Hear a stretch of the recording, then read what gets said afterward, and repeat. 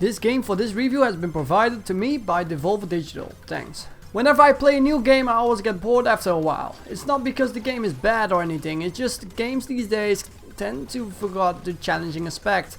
Just look at the older classics like Dark Souls. Those were the games that challenged you to the max and rewarded you for being patient.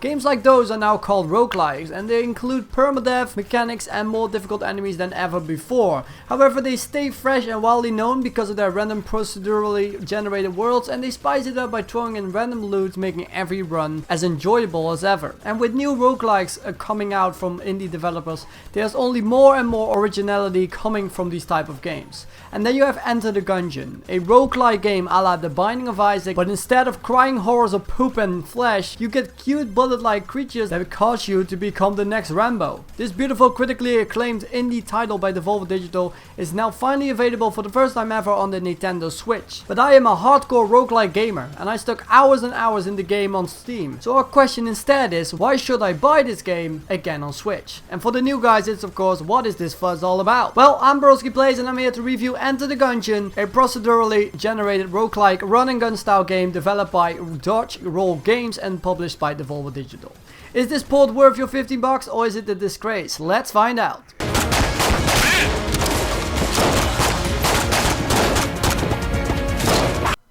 In case your mom locked you in a torture room just to get ambushed by ball-licking vampires, here's a quick summary of this phenomenon for you. Enter the Gungeon is a game where you are stuck in the gungeon. Together with a bunch of others, you need to try to find the curse of your past and vanish the curse that is haunting within the gungeon. In the meantime, you find awesome random guns and active passive items that help you or destroy you throughout your runs. Each chapter has a boss, 2 chest rooms, a shop and sometimes a special room. It's your goal to get as fast... It's your goal to get as far as you can It's your goal to get as far as you can get before you are dead. Because if you are, then you start all over again. Yep, this is not for you casual Wii gamers out there. So let's first talk about the main thing why I decided to review this game and bought it in the first place if I didn't got a free copy for the review. The portability is a giant plus compared against playing on PC. You can for the first time in the franchise play Enter the Gungeon on the toilet, while having sex, while showering, actually don't do that, that will destroy your Switch. In the bus, while helping your grandmother with groceries, and even when you are at the most boring party of your life. Not only that, but the game runs beautifully at 60 FPS, and they even added a new setting option that allows you to choose between running at visual enhanced setting, balanced and performance. Which is great. I noticed that it actually did matter, as the first setting made the game sometimes laggy, and the third one made the game butter smooth.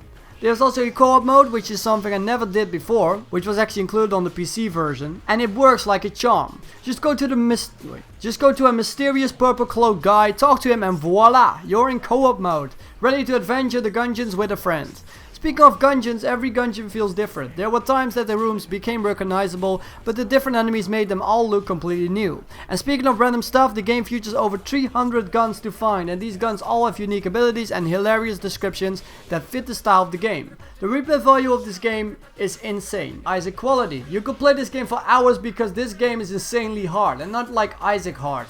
I mean really hard. The bosses are bullet hell nightmares, the enemies can sometimes surprise you, and even you can become your own death by being not conscious enough. Again, this game awards patience and good play and just destroys people that have a low patience meter and bad temperament.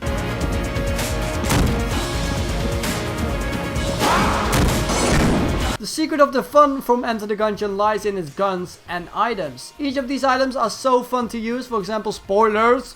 I found a gun that literally shoots shotguns out of it. I repeat, and I didn't make this up, a gun that shoots shotguns out of it.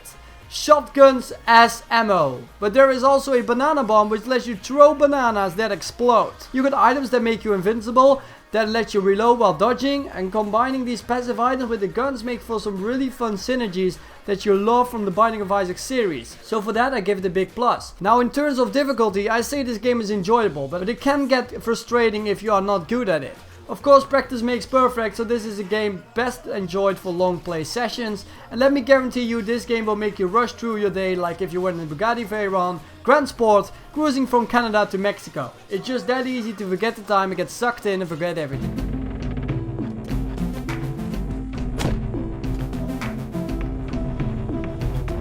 Again, the guns are what makes this game unique.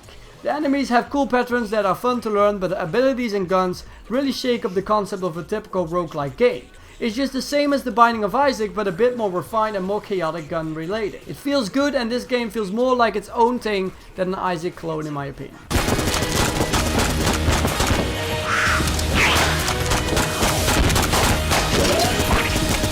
Devolver Digital has done an excellent job at this port. It plays wonderfully, it looks great, I never had any problems with it, and it even runs the same as the computer version in docked mode, which is amazing.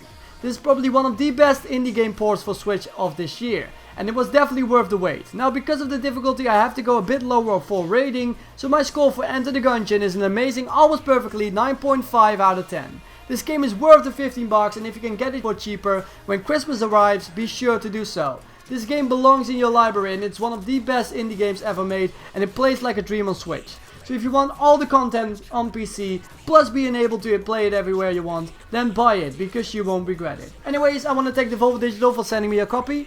The game will officially release in Europe on the 80th of December, so stay patient because this game will be worth it. Anyways, be sure to subscribe so you don't miss any of your future Switch reviews from us. And we also have our own site, now it's called BroskiPlays.tk. Go check it out and tell me what you think. And we'll take a little break tomorrow to play more games, so no review tomorrow. But for now, I want to thank you all for watching and stay broski.